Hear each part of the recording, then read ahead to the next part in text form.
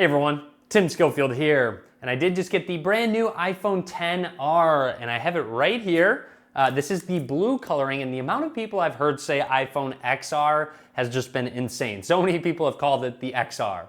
Anyways, I'd like to go ahead and unbox this guy, show you real quick what's in the box, give some first impressions. This is the blue variant iPhone XR, and I also want to throw it up next to the iPhone XS and XS Max so you can kind of get a size comparison and see the differences between the two. So let's go ahead and get started.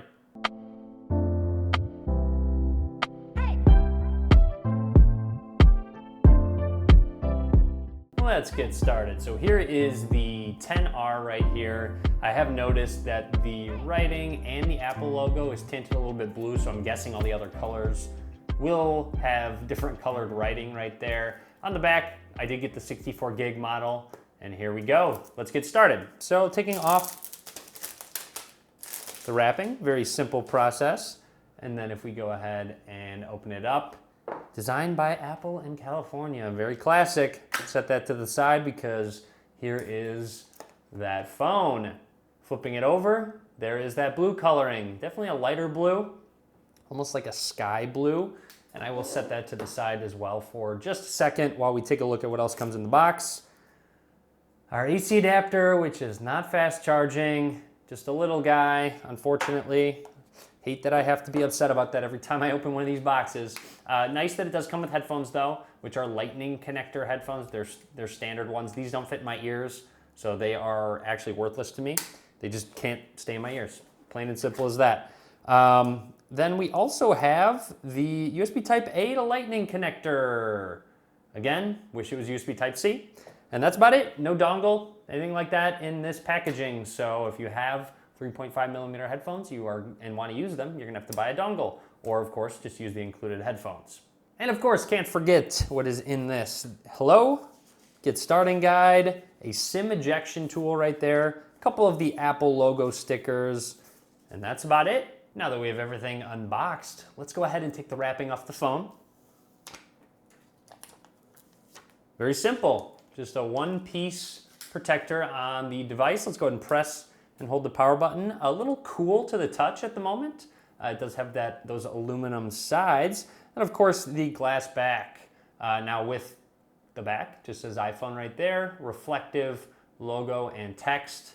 Taking a closer look at the phone.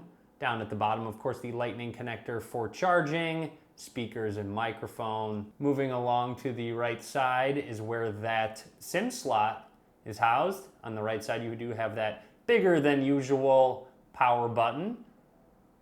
Moving up towards the top, you can see a bit of a camera bump with that single camera on the back. On the left side here, your toggle for silent ringer.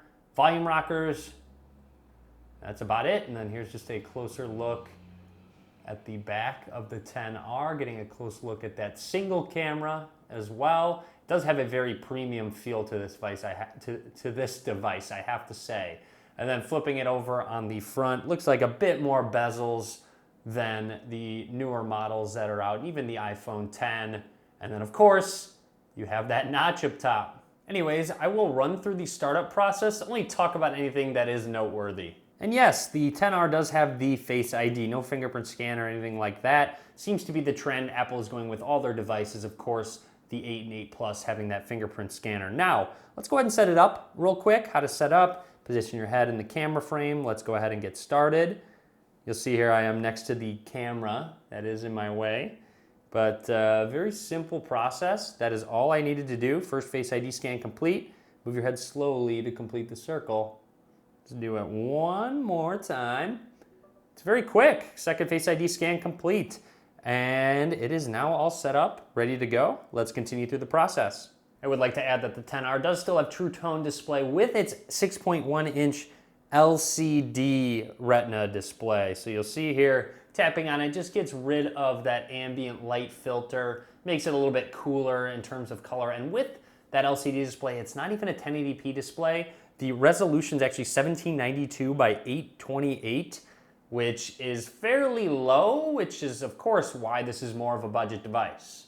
And some instructions on the gesture system that this phone has, which is the exact same as the XS, XS Max and the 10, so switching between apps, quickly access controls in the upper right-hand corner.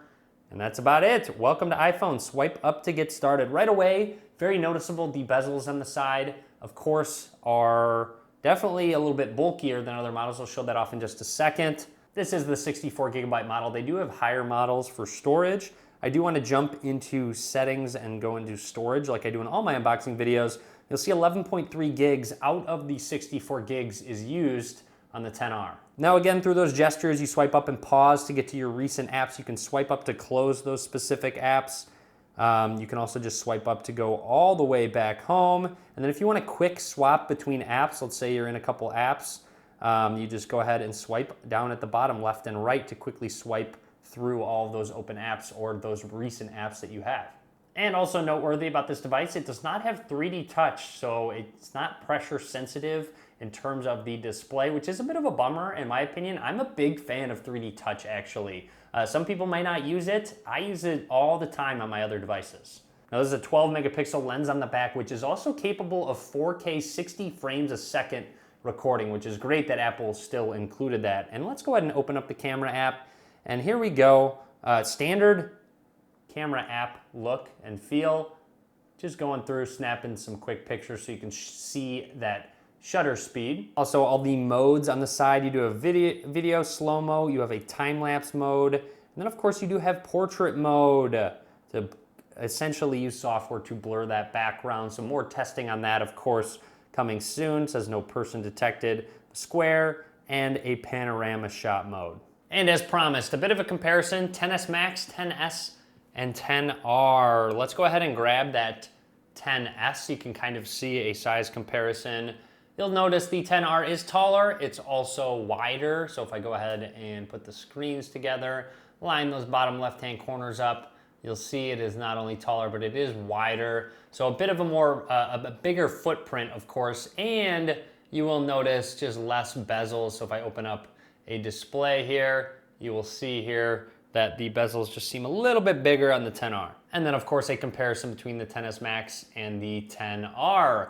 You will notice the XS Max is a little bit taller, and also of course if I put this on top of each other, just a little bit wider. So the XS Max is a little bit wider and taller. So this is kind of the middle point between the XS and XS Max. I've also noticed since the XR only has a single camera, it rocks a lot less when you are using the phone on a flat surface as opposed to the XS and XS Max, and that is of course because of that camera system.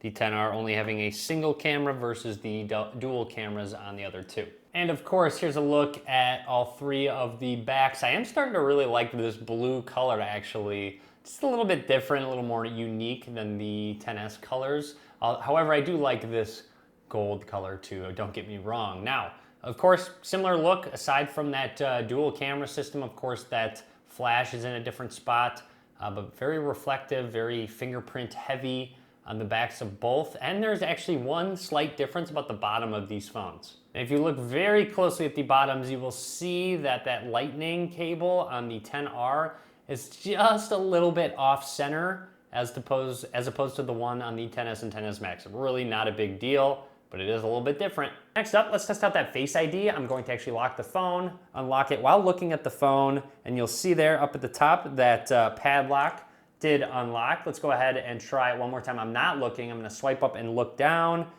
and there you go. Seems to be very quick, very accurate. I'm looking at the phone.